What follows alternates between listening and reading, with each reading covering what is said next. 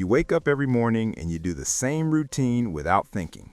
You walk into the kitchen, you open the fridge, you grab eggs, bacon, bread, milk. It's automatic. It feels harmless. It feels cheap. It feels like something you don't even need to question.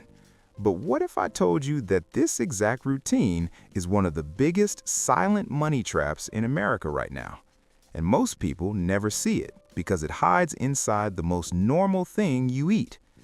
Today we're doing something almost nobody does. We're putting inflation under a microscope. Same breakfast, same quantities, same basic foods. 3 of the biggest grocery stores Americans shop at every week. And by the end of this, one thing will be painfully clear. One of these stores is quietly robbing you every single morning, and you've probably thanked them for it. No organic labels, no premium upgrades, no fancy packaging. Just the food that millions of families buy on autopilot. Eggs, bacon, toast, milk. The kind of breakfast that feels so basic you'd never imagine it could be expensive. And that's exactly why this works. Inflation doesn't scream, it whispers. It hides where people stop paying attention. We start where most Americans believe the baseline is: Walmart, the place people go when they're trying to save money, the place everyone compares prices to. You walk in already expecting it to be cheaper, so your guard is down. You grab a dozen large eggs, store brand, white carton, nothing special. You grab a pack of regular bacon, not thick cut, not applewood smoked, just standard bacon. You grab a loaf of white sandwich bread, soft, cheap, familiar. Then you grab a gallon of whole milk, store brand again. You look at the shelf prices and your brain immediately relaxes. This feels reasonable. This feels normal. You don't feel ripped off. You don't feel like you're splurging. You put everything in the cart and head to checkout. When the total pops up, you nod your head. You accept it. This number becomes your reference point. This is what breakfast should cost. Now here's the dangerous part. Once your brain locks in a reference price, everything else gets compared to it emotionally, not logically. $1 more doesn't feel like much. $2 more feels annoying but acceptable. And that's where the next store steps in. We take the exact same list and walk into Kroger. This store feels familiar, comfortable, like the grocery store you grew up with. It doesn't feel expensive, it doesn't feel cheap, it feels normal. And normal is powerful, because normal prices don't trigger alarms. We grab the eggs, same size, same count, store brand. We grab the bacon, store brand. We grab the bread, same type, same slices. We grab the milk, same gallon. And at first glance, nothing seems crazy.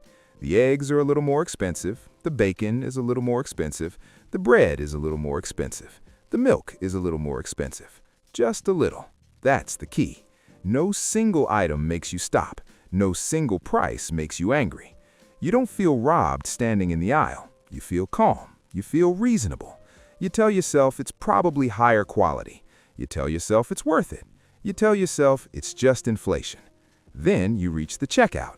The total appears. And suddenly that little bit more turns into something you can't ignore.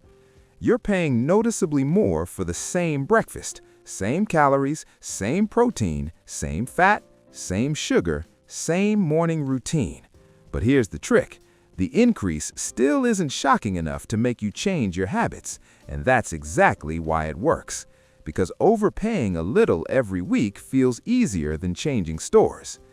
Now we move to the third store, the one people defend the hardest, the one people swear isn't expensive, the one that feels fun, clean, stylish, inviting.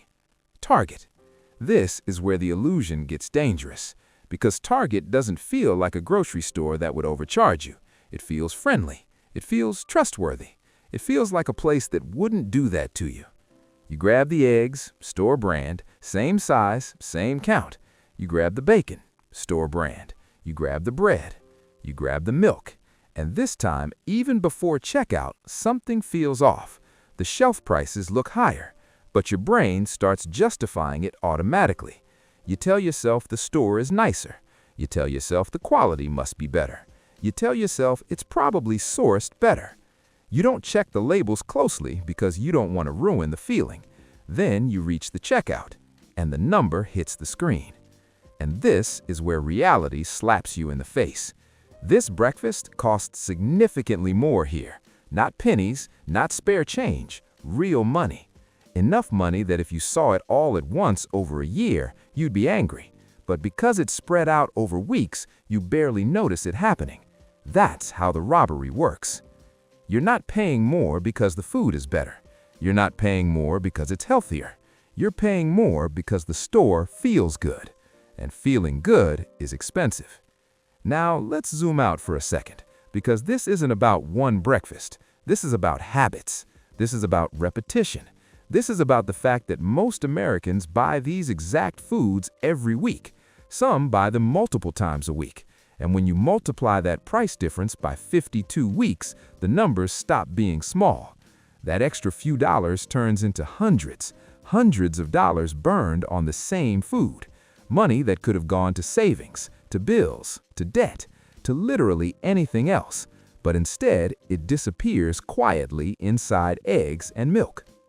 And here's the scariest part. Most people who shop at the most expensive store believe they're making a smart choice. They believe cheaper stores are cutting corners. They believe higher prices mean higher standards. They believe branding equals quality.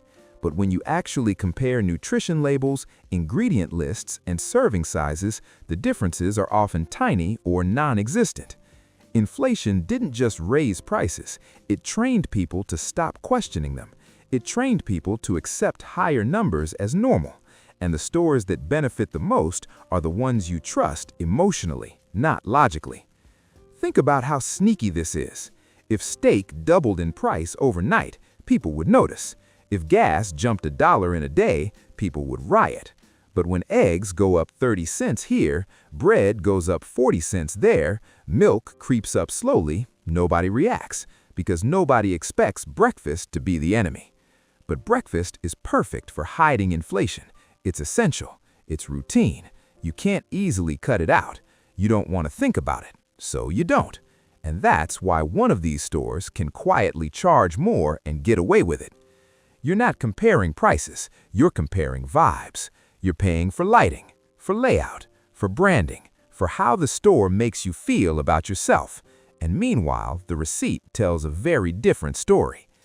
Ask yourself this: if someone charged you extra every morning just to sit at a nicer table while eating the same food, would you accept that? Because that's exactly what's happening, just dressed up in better colors and cleaner aisles. This isn't about shaming anyone. This isn't about saying one store is evil. This is about awareness. Because once you see this pattern, it changes how you shop forever. You start questioning the basics. You start checking unit prices. You start realizing that convenience and comfort often come with a hidden tax. And the crazy part?